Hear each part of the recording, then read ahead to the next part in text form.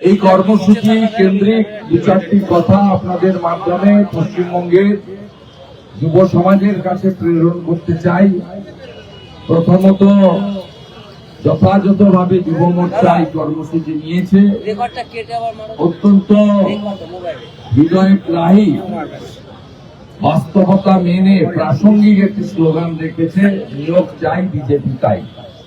পরিবর্তন না এলে পশ্চিমবাংলার মেধাযুক্ত যুবক যুবতীদের কর্মসংস্থান হবে না এবং স্বচ্ছতার সঙ্গে চাকরির পরীক্ষাগুলি হবে না এবং তারা নিয়োগ পাবে না।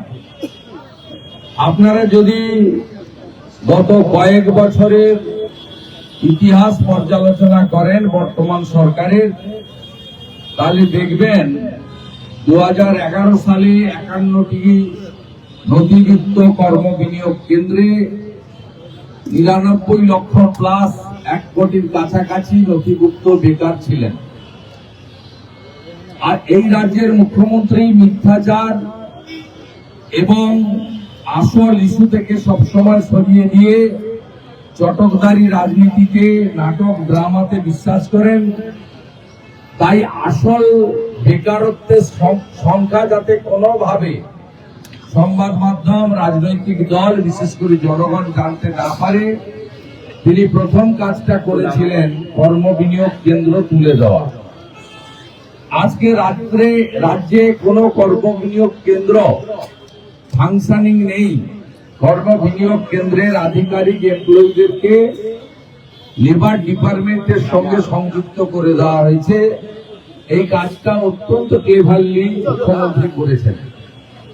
তিনি বেশ কয়েক বছর আগে ঘোষণা করেছিলেন যে আমি একটি এমপ্লয়মেন্ট ব্যাংক তৈরি করলাম। এই এমপ্লয়মেন্ট ব্যাংকে যারা নাম নথিভুক্ত করবেন তারা মাসে 1500 টাকা করে বেকার ভাতা পাবেন এবং ক্রমান্বয়ে চাকরি পাবেন, তারা বেরিয়ে যাবেন। আবার নতুন নতুন শিক্ষিত বেকাররা তাদের কলেজ ইউনিভার্সিটি শেষ করার পরে তারা সেখানে নাম নথিভুক্ত করবেন।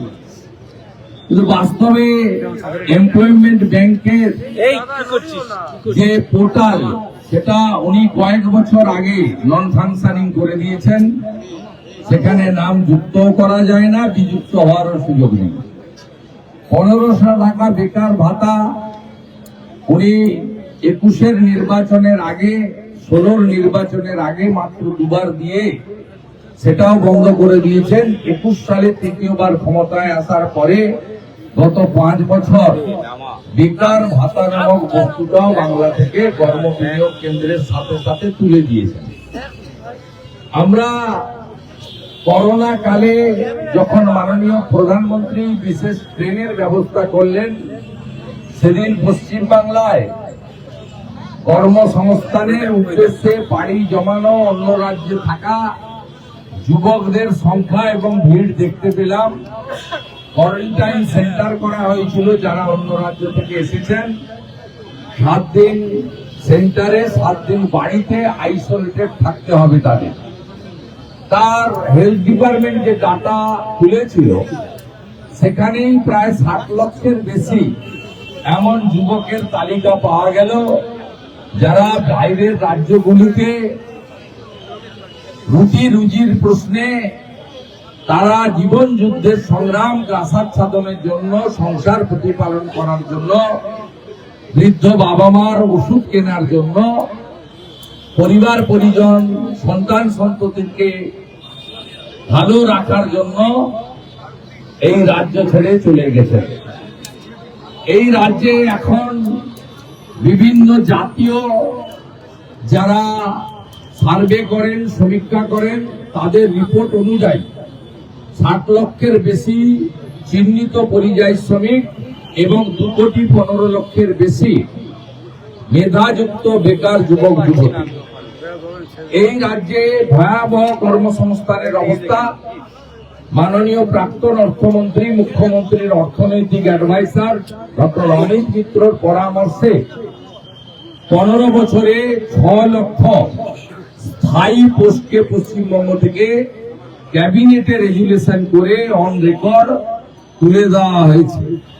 বদলে নানা ধরনের কন্ট্রাকচুয়াল ক্যাজুয়াল নিয়োগ করা হয়েছে।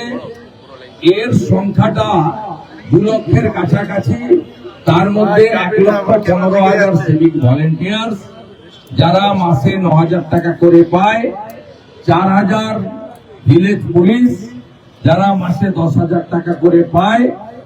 এবং সরাসরি রাজ্য সরকারের ক্যাজুয়াল বাদ দিলেও ওয়েবেল কর্পোরেশনের মাধ্যমে, এমনকি থার্ড পার্টির মাধ্যমেও পার্টির ক্যাডারদেরকে এবং এসসি এসটি ওবিসি, প্রকৃত ওবিসি, ফিজিক্যালি চ্যালেঞ্জ, দিব্যাঙ্গ, এক্স সার্ভিসম্যান, এদের যে সংরক্ষণ, সেই সংরক্ষণকেও বুড়া আঙ্গুল দেখিয়ে এই ধরনের ক্যাজুয়াল কন্ট্রাকচুয়াল দেওয়া হয়েছে।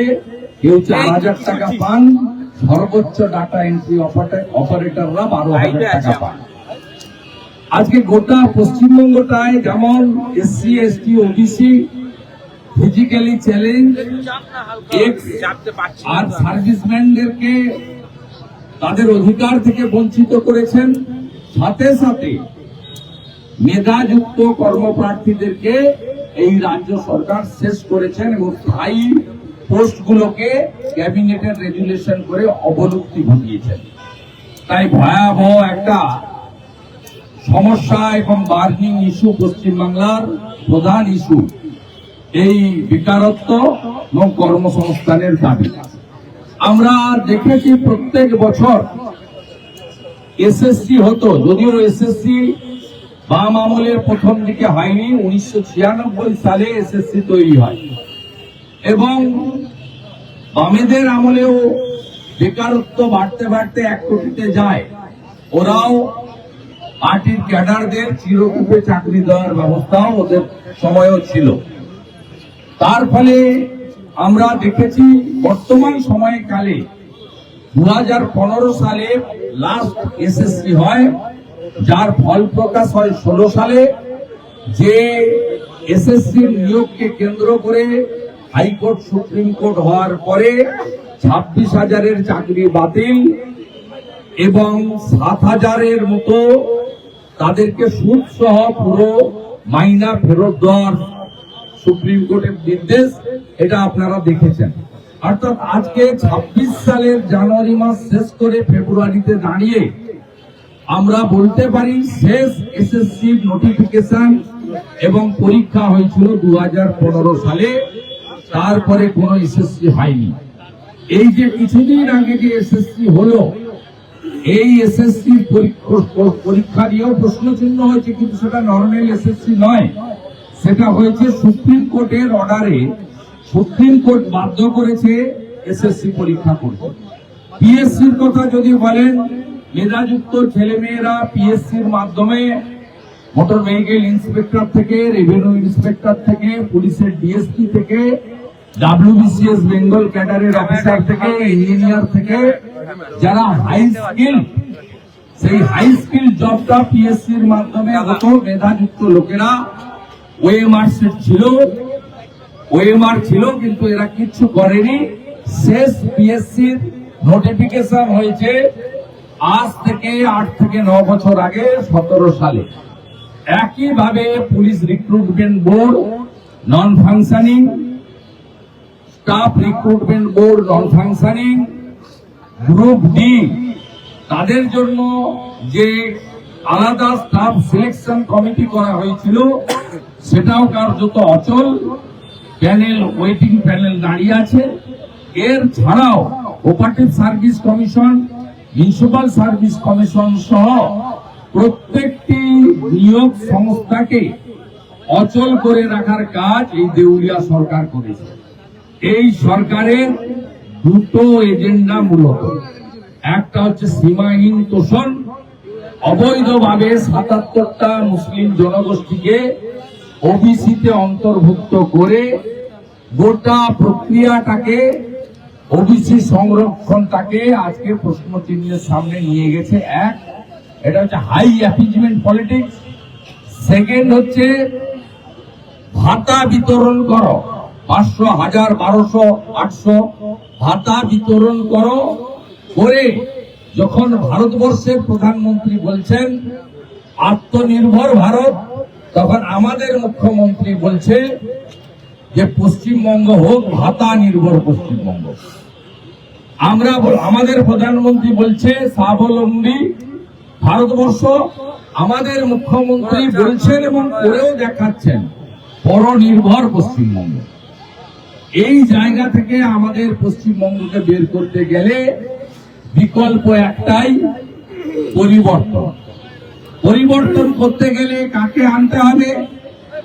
কংগ্রেস টেস্টেড এবং রিজেক্টেড, লেফট ফ্রন্ট 34 বছরে টেস্টেড এবং রিজেক্টেড, তৃণমূল কংগ্রেসকেও 15 বছর বাংলার গণদেবতা জনতা জনার্দন, বেকার যুবক যুবতী তাদের পরিবার, শিক্ষিত মেধাযুক্ত ছাত্র ছাত্রী, শিক্ষক আমাদের শিক্ষার্থী, তারা সবাই দেখে নিলেন এদের 15 বছর।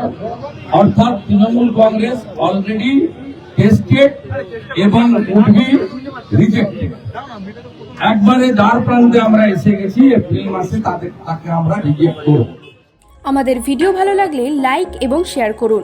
কমেন্ট সেকশনে গিয়ে জানান আপনাদের মতামত। আরও ভিডিও পেতে আমাদের চ্যানেল সাবস্ক্রাইব করুন এবং প্রতি মুহূর্তে খবরের আপডেট পেতে প্রেস করুন বেল আইকন।